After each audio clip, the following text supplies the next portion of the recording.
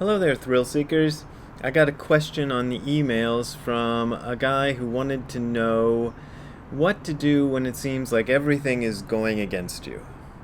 And to answer that, I wanted to give you a couple of quotes from Dogen and a couple of quotes from Nisargadatta Maharaj that I thought were pretty good. So here we go. The first one is from Yuibutsu Yobutsu, which is Buddhas alone together with Buddhas. And in my forthcoming book, I think I dedicated 5 chapters to this one little essay of Dogen, so I really like it. And here is the bit that I think addresses this problem. In ancient times, a monk asked a venerable patriarch, "When 100,000 myriad circumstances converge all at once, what should I do?" The venerable patriarch said, "Do not try to manage them." The meaning is, let what is coming come. In any event, do not stir. This is immediate Buddha Dharma. It is not about circumstances. These words should not be understood as an admonition. They should be understood as enlightenment in regard to reality.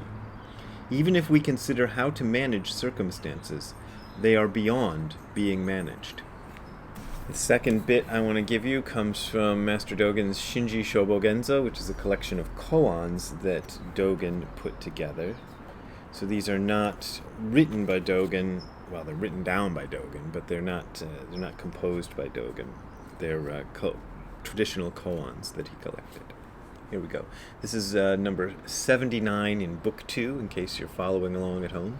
When Master Ungai Shian was in the order of Master Sekiso, a monk asked Master Sekiso, "When all houses close their doors, how do we behave ourselves?" Master Sekiso said, "What about the situation in the Zazen hall?" 6 months passed before the monk could make a reply. He said, "There is no one who will accept him."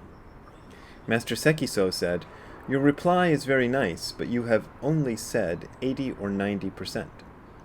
Hearing this, Master Ungai prostrated himself in front of Master Sekiso to request Master Sekiso to say something, but Master Sekiso would not say anything. Then Master Ungai grabbed hold of Master Sekiso, made the master leave his private room, and forced him to sit outside. Then he said, "If the master won't say anything, I will have to strike him."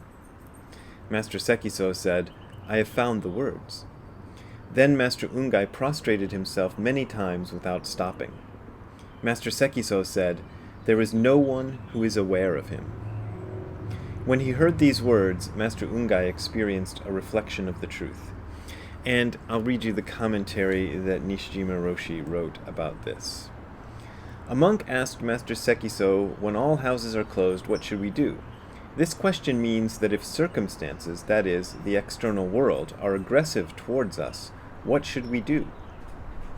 Master Sekiso replied by asking about the situation in the Zazen hall. When we think about our state in the Zazen hall, in other words, when we practice Zazen, there is nothing to worry about. Therefore, even if all houses close their doors to us, it does not matter. The monk could not understand the master's words, but after half a year he found a good expression to represent the situation. He said that there is no one who accepts him. To accept suggests to teach, and him suggests the monk himself. The monk recognized the situation that he is alone in the universe. On hearing this, Master Sekiso affirmed his words, but suggested that the monk had not expressed the whole of the situation. Master Ungai then urged Master Sekiso to teach him, and he prostrated in front of the master. Master Sekiso wouldn't say anything. He wanted the monk to get his own answer. Then the frustrated monk forced the master from his room and threatened to strike him. Finally, Master Sekiso expressed his idea, which was much more severe than that of Master Ungai, saying that there was no one who is even aware of him. Master Sekiso's words represent the situation that everyone is alone in the universe and cannot actually be recognized by anyone. On hearing those words, Master Ungai got some kind of reflection, that is, he experienced reality directly. So that's that one, and before I start talking myself, I'll give you a couple of quotes from Nisargadatta Maharaj, which I thought were kind of good. This is a question. Somebody says to him, "You say the world is the child of love. When I know the horrors the world is full of, the wars, the concentration camps, the inhuman exploitations, how can I own it as my own creation? However limited I am, I could not have created so cruel a world."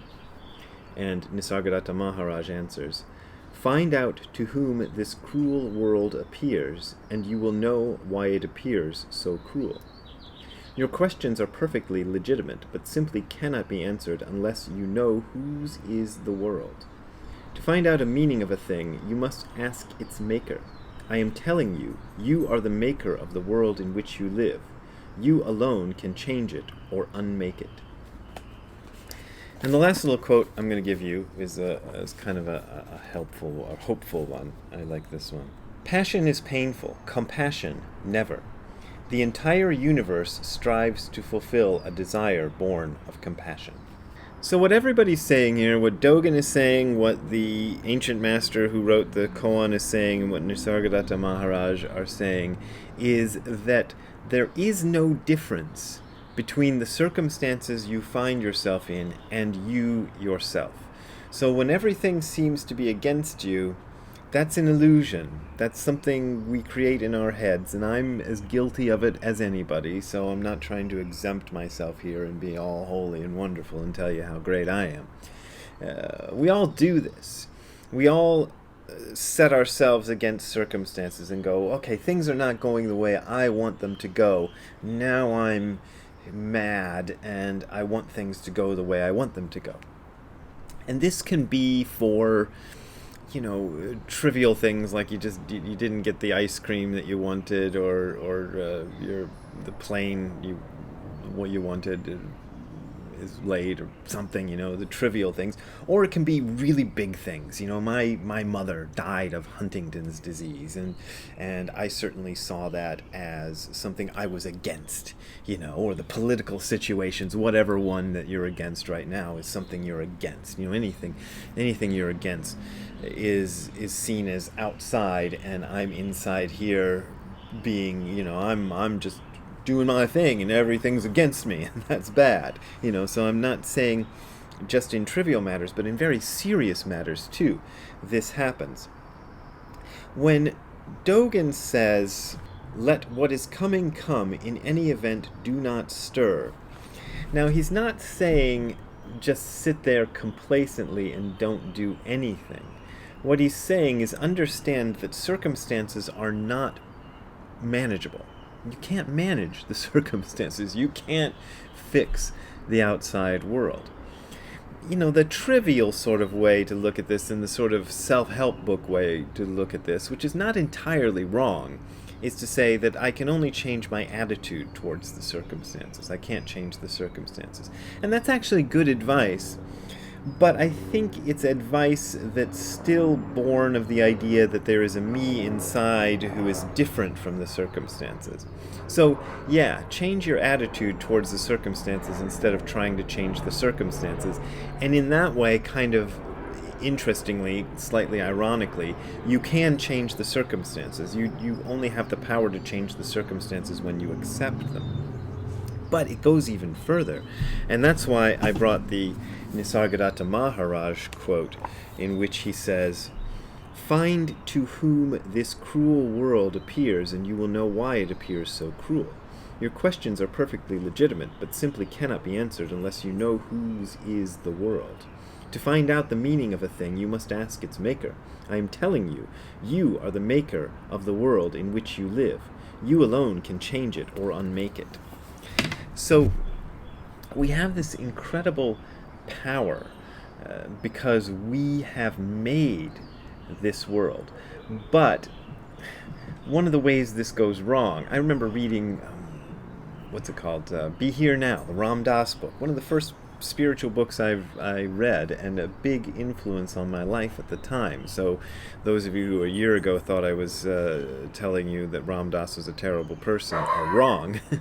I don't think so. I don't know what Ziggy's going against circumstances too. I don't know what circumstances he's going against, but we'll let him be. Anyway, he talked about himself, I think this is in the Nixon years, and sitting in meditation, imagining that he could, get inside the mind of Richard Nixon and get inside of the mind of, who was the Russian premier at the time? Brezhnev? I don't remember. But anyway, and then create world peace by doing that, by doing all this stuff. But that's still me against the outside world, making the outside world do what I want it to do. One of the things that's been helpful for me, and I know this one's a difficult one for some people to accept, but it's been helpful for me because I've done it, is to look at any situation I find myself in and say to myself, in some sense, I wanted this situation. Now, to say I wanted it is like lighting a stick of dynamite for some people. They get really angry, like, I didn't want this. I certainly didn't want my mother to die of Huntington's disease. If we can just bring it back and make it serious for a minute so that you can see how this works in my life. I didn't want her to do that, and I especially didn't want, as bad as I felt for her, the fact that it's an inheritable condition. I certainly didn't want to develop this condition myself, and I certainly don't want this police helicopter to interrupt my talking right now. But I realized after a while, after working with it for a while, that I probably would not have gone down the path of Buddhism and been as serious about it as I have been, and as I still am, without this horrible thing hanging over my head, without the example of seeing my mother die of this stuff, and without this horrible sort of, the sword of Damocles? I don't know if that's the right analogy, but that thing that's hanging over your head that's going to get you, hanging over me, I would not have gotten as serious about this practice as I have. And I wouldn't have been able to get as far into it as I have without all of that hanging over me. Because I know a lot of people who don't have that sort of thing hanging over them, and they don't get as far in this sort of practice, and they wonder why. Well, sometimes you need some kind of a push. So I look at even that thing as something I wanted. And I even try to expand it to mundane stuff. Like if I'm driving in a car and I'm in a traffic jam, I start to go, okay, well, at some level, I didn't want to get to my appointment on time. And maybe I didn't. Maybe there's something, heavy in that appointment that I don't want to face, and I'm creating this circumstance. Now, I don't believe that I'm sitting here somewhere in my mind saying traffic jam, traffic jam, traffic jam, and using the power of the secret of the law of attraction to create a traffic jam. I don't think there's any truth to any of that stuff. But at the same time, we are the circumstances in which we find ourselves. And that little bit I read to you from Yuibutsu Yobutsu just now, the Buddhas Alone Together with Buddhas, which is when he says, do not try to manage circumstances, in any event, do not stir. Even if we consider how to manage circumstances, they are beyond being managed. Okay. The next paragraph, the one right after that, is one I've quoted often, and often quoted out of context, but I'm going to read it to you, and let's make that our final reading of the morning. An ancient Buddha said, mountains, rivers, and the earth, and human beings are born together. And human beings, I think, could be even translated as a human, one person, you. The Buddhas of the three times and human beings, or this person, me, you, have always practiced together. Remember, there are no true plurals in Japanese, and I'm not sure why Nishijima and Cross chose to make that plural, but I think actually it's better read singular. That's my little opinion there. Thus, if we look at the mountains, rivers, and earth, while one human being is being born, there's my evidence of the fact that you should make it singular instead of plural, whatever. We do not see this human being now appearing through isolated superimposition upon mountains, rivers, and earth that existed before this human being was born. Having said this, still the ancient words may not be devoid of further meaning. How should we understand them? Just because we have not understood them, we should not disregard them. We should resolve to understand them without fail. They are words that were actually preached, and so we should listen to them. This is kind of advice on the Zen form of faith. You should listen because it's been used by a lot of people before you, and it's a trustworthy thing. And even if you don't understand it, try it out. Try listening. A way in which to understand them is as follows. Who is the person that has clarified by investigating this birth, this life, from the side of this human being born, just what is, from beginning to end, this thing called birth? Who is it who is trying to understand what life is? Birth and life are usually the same character. We do not know the end or the beginning, but we have been born. Neither indeed do we know the limits of mountains, rivers, and the earth, that is, our circumstances. But we see them here, and at this place. It is as if they are walking, and the walking mountains and earth is a kind of metaphor that Dogen uses, but it's sort of like everything is alive, everything is moving, so even the things you find yourself in that seem to be inert or lifeless are actually walking, in his words, or moving, or full of life. Do not complain that mountains, rivers, and the earth are not comparable with birth, with life. Illuminate mountains, rivers, and the earth as they have been described, as utterly the same as our being born, or as utterly the same as our being alive.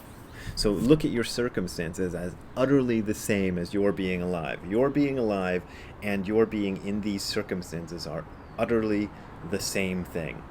And that's what to do if everything seems to be going against you. I don't know if that helped or if that just added confusion, but I hope the person who wrote me finds a little solace in that, and maybe some of you others will too. So I want to thank you and tell you that if you want to donate to me, you can donate to the URL you're seeing at the bottom of your screen. That is my only way of making a living, and that is the way, my only means of support, whatever. That's what I said.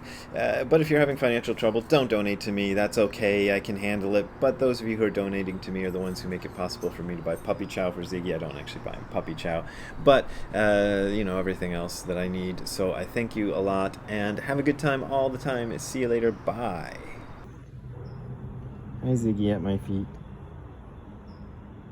How you been doing under there? Nice? Yeah. Good boy, Ziggy. Go back to sleep.